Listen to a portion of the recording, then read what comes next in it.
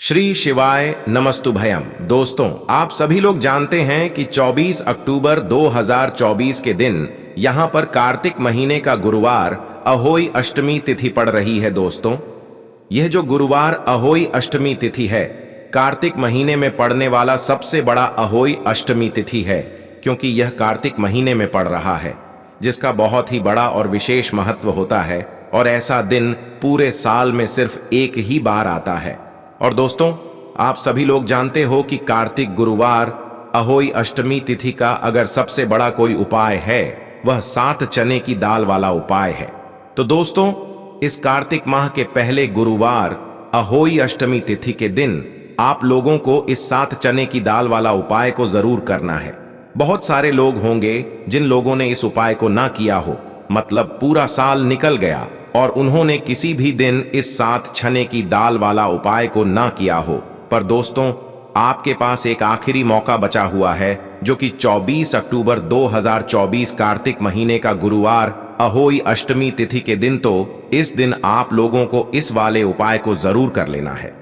भले ही आपने पूरे साल भर अभी तक इस उपाय को ना किया हो, पर अगर आपने इस कार्तिक महीने के गुरुवार अहोई अष्टमी तिथि के दिन अगर इस वाले उपाय को कर लिया, तो आपको इस उपाय को करने का वह फल मिलेगा जिसकी आपने कभी कल्पना भी नहीं करी होगी। इसीलिए आप लोग इस वाले उपाय को एक बार जरूर कर लेना, ताकि आप लोगों के हाथ से यह मौका ना जा सके और आपको इस उपाय को करने का फल मिल सके। दोस्तों, यह उपाय पंडित जी ने अपनी अभी की ही शिव महापुराण की कथा में बताया है, जिस उपाय को आज हम आपको बहुत अच्छे से समझाने वाले हैं। इस वीडियो को देखने के बाद इस उपाय को समझने के लिए आपको कोई और वीडियो को देखने की जरूरत नहीं पड़ेगी। तो चलिए दोस्तों, उपाय को शुरू करते हैं।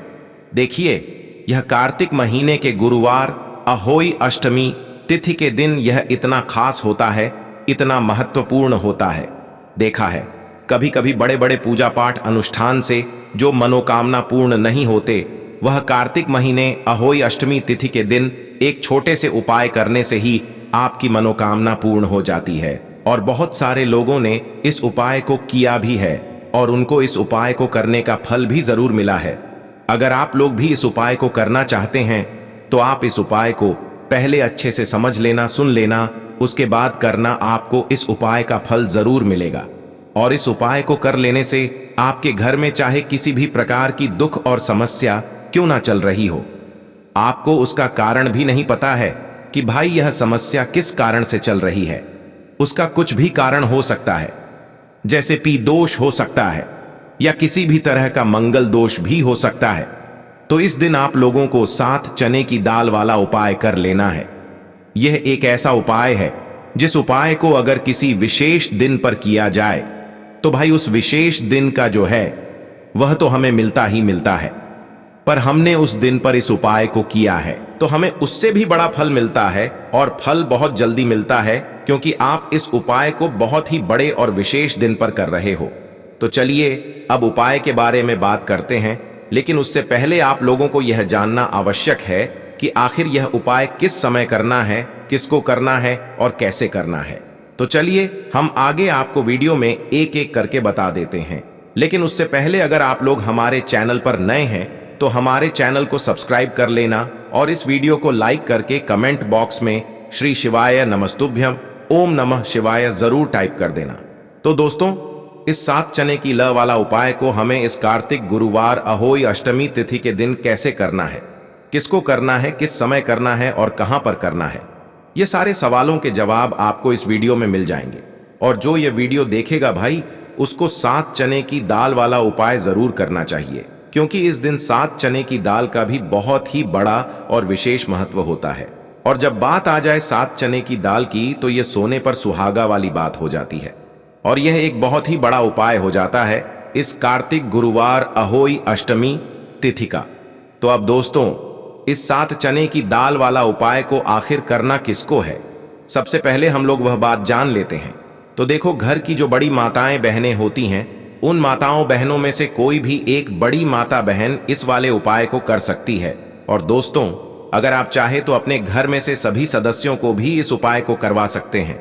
अगर किसी व्यक्ति की खुद की कोई मनोकामना है, खुद की कोई दुख और परेशानी है, जो कि वह अपने लिए ही करना चाहता है, इस वाले उपाय को तो वह खुद अपने लिए भी कर सकता है। बाकी अगर कोई घर में से ऐसा है जो कि अपने पूरे घर परिवार की सुख और शांति के लिए यह वाला उपाय करना चाहता है, तो भाई वह भी कर सकता है, उसमें भी कोई दिक्कत वाली बात नहीं है। कहने का मतलब यह है कि इस उपाय को हर एक सदस्य भी कर सकता है और पूरे घर परिवार के सदस्य के लिए घर की बड़ी माताओं बहनों में से कोई एक माता बहन भी कर सकती है।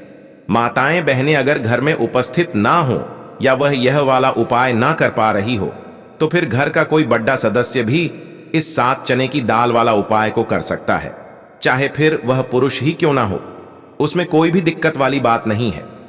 7 चने की दाल वाला उपाय को आखिर इस उपाय को हमें किस समय करना है? सुबह के समय करना है कि शाम के समय करना है? तो देखो, इस वाले उपाय को आप लोग सुबह के समय भी कर सकते हो और शाम के समय प्रदोष काल में भी कर सकते हो। अब अगर आप पूछो कि भाई सबसे उत्तम समय कौन सा रहेगा इस 7 चने की दाल वाला उपाय को करने का, तो हम आपसे बस यही कहेंगे कि इस उपाय को आप सुबह के समय करेंगे तो ज्यादा बेहतर होगा। बाकी अगर प्रदोष काल शाम के समय भी करेंगे तो भी अच्छा होगा, उसमें कोई भी दिक्कत वाली बात नहीं है। तो अब दोस्तों, जो अगली सबसे बड़ी और महत्वपूर्ण बात आती है वह यह आती है कि सुबह अगर हम उपाय को करेंगे तो हमें कितने बजे से लेकर कितने बजे तक के बीच में करना है, और शाम के समय प्रदोष काल में करेंगे तो हमें कितने बजे से लेकर कितने बजे के बीच में करना है। तो देखो, सुबह जितनी जल्दी हो सके आप उपाय को करने की कोशिश करना। बाकी अगर किसी कारणवश लेट भी हो जाओ, थोड़ी देर भी हो जाए, तो 10 या 12 बजे तक भी आप उपाय कर लेना, पर 12 बजे से ज्यादा देरी ना हो, ठीक है? इस बात का ध्यान रखना। उसके बाद में दोस्तों, अगर शाम के समय प्रदोष काल की बात करें, प्रदोष काल का जो समय होता है वह शाम के 6 बजे से शुरू हो जाता है। मतलब शाम के 6 बजे से लेकर 7 बजे के बीच का जो समय होता है, यह समय प्रदोष काल का समय होता है। तो आप इस उपाय को 7 या 8 बजे के बीच में भी कर सकते हो। मतलब शाम के 6 बजे से रात 8 बजे के बीच में आप कभी भी इस वाले उपाय को कर सकते हो, उसमें कोई भी दिक्कत वाली बात नहीं है। दोस्तों, हम सभी जानते हैं कि कल है गुरुवार का दिन है, कार्तिक गुरुवार, अहोई अष्टमी तिथि है। महादेव जी को खुश करने के लिए सबसे ज्यादा पवित्र दिन देखो, कार्तिक अष्टमी तिथि इस बार आई है शुक्रवार के दिन, और गुरुवार की अहोई अष्टमी तिथि पर कुछ उपाय जीवन के भाग्य को बदल देते हैं। आज के इस पूरे वीडियो में वैसे तो हम कुछ विशेष उपाय के बारे में बात करेंगे, और इन उपायों में से सबसे सर्वश्रेष्ठ उपाय है भाग्य का उदय करने वाला। यदि जो लोग भी प्रयास करते हैं, मेहनत करते हैं, लेकिन भाग्य का साथ उनको नहीं मिल आता है, तो विशेषकर उनको यह उपाय करने चाहिए। बहुत ही ज्यादा विशेष उपाय होने वाला है। कार्तिक अहोई अष्टमी तिथि बहुत ही ज्यादा खास होती है। पूज्य गुरुदेव की कथा सुन करके, समझ करके समझाने का पूरा प्रयास करूंगा। एक एक करते हुए हम उपाय को समझेंगे। सबसे पहला उपाय है, मात्र 41 चने की दाल से आप यह उपाय कर सकते हैं। नहीं ले सकते तो 7 चने की दाल भी ले सकते हैं, और चने की दाल लोगे तो खंडित मत लेना, टूटी हुई चने की दाल उपयोग में नहीं आती है, ठीक है? 7 चने की दाल या एक त्यास लेते हो तो बहुत ही ज्यादा शुभ है। चने की दाल, देखो यह उपाय किन लोगों को करना चाहिए? जिन लोगों के जीवन में दुर्भाग्य बहुत ज्यादा है, जो लोग चाहते हैं कि उनका भाग्य का उदय हो, उनके जीवन में भी नया सवेरा आए, उनके जीवन में भी रोशनी आए, उनके जीवन के हर कार्य सिद्ध हो जाए, तो उन लोगों को यह उपाय करना चाहिए। चने की दाल आपने ले ली, अब आपको साथ में लेना है एक स्टील का पात्र। कोई भी कटोरी लेना चाहो कटोरी ले लो, जिसके अंदर 2 चम्मच कच्चा दूध और शुद्ध जल मिलाना, ठीक है? और आपको साथ में लेना है मैं तांबे के पात्र के अंदर। चल ठीक है, यह तीनों मात्र 3 सामग्री लेकर के आज के दिन, यानी कि कार्तिक अहोई अष्टमी तिथि के दिन आपको जाना है भगवान शिव के मंदिर में। देखो, गुरुवार अहोई अष्टमी तिथि के दिन पड़ता है तो बहुत शुभ होता है। तब भी हम चने की दाल के उपाय करते हैं। क्यों? क्योंकि चने की दाल का जो रंग होता है वह स्वर्ण होता है, और स्वर्ण जो होता है यानी कि एक तेज का प्रतीक माना जाता है, और तेज हमारे जीवन में आता है तो हमारे कार्य सिद्ध होते जाते हैं। अगर जीवन में उदासी होगी तो कुछ भी कार्य, आप कितना भी कार्य कर लें, आपका कुछ भी नहीं हो सकता। लेकिन अगर जीवन में तेज होगा, जीवन में ऊर्जा होगी, तो वह कार्य अपने आप ही परिपूर्ण होते जाएगा, अपने आप ही सिद्ध होते जाएगा। गुरुवार अहोई अष्टमी तिथि के दिन पड़ता है, तब हम चने की दाल का उपयोग करते हैं। प्रदोष की तिथि गुरुवार के दिन पड़ती है, तब हम चने की दाल का उपयोग करते हैं। और उसी प्रकार से यह शुभ तिथि जो कि महीने में एक बार आती है, वह गुरुवार और यह अहोई अष्टमी तिथि के दिन है। इसीलिए हम आज यह उपाय करेंगे। देखो करना क्या है। चने की दाल, देखो आप क्या करोगे। सबसे पहले जो कच्चा दूध लेकर के आए हो, उसके अंदर एक एक चने की दाल आपको डालना है। बृहस्पति शवर महादेव का स्मरण करते हुए बृहस्पति देव को मजबूत करते हैं। बृहस्पति देव जो होते हैं वह भाग्य का साथ देने वाले होते हैं, जीवन से दुर्भाग्य को दूर करने वाले, जिनकी किस्मत नहीं च भक्ति ना, उनको गुरु ग्रह को मजबूत करना होता है। और गुरु ग्रह भगवान शिव की पूजा में रहते हैं, यानी कि शिवलिंग के आसपास रहते हैं। शिव जी की पूजा के लिए देखिए, एक चने की दाल आपको कच्चे दूध वाले पात्र में आपको डाल देनी है, आगे आपको बाद में। अब यह कच्चा दूध जिसके अंदर आपने चने की दाल डाली हुई है, यह आपको भगवान शिव के शिवलिंग पर श्री शिवाय नमस्तुभ्यम का जाप करते हुए आपके जीवन के दुर्भाग्य दूर हो, जीवन में सौभाग्य की प्राप्ति हो, ऐसी कामना करते हुए आपको पूरा कच्चा दूध आपको अर्पित कर देना है।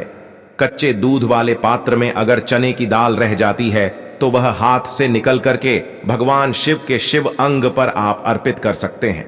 ठीक है, अर्पित कर लिया। अब आपको क्या करना है, जो भगवान शिव के शिवलिंग पर आपने चने की दाल अर्पित करी है, वह उस चने की दाल पर देखो, उस चने की दाल पर आपको आपका सीधा हाथ रखना है और आपकी जो भी विशेष कामना है, जो भी मनोकामना है भाग्य से जुड़ी हुई, लेकिन आपको प्रार्थना करनी है कि जीवन के दुर्भाग्य दूर हो और जीवन में जो भी आपकी इच्छा है वह आपको बोल देनी है।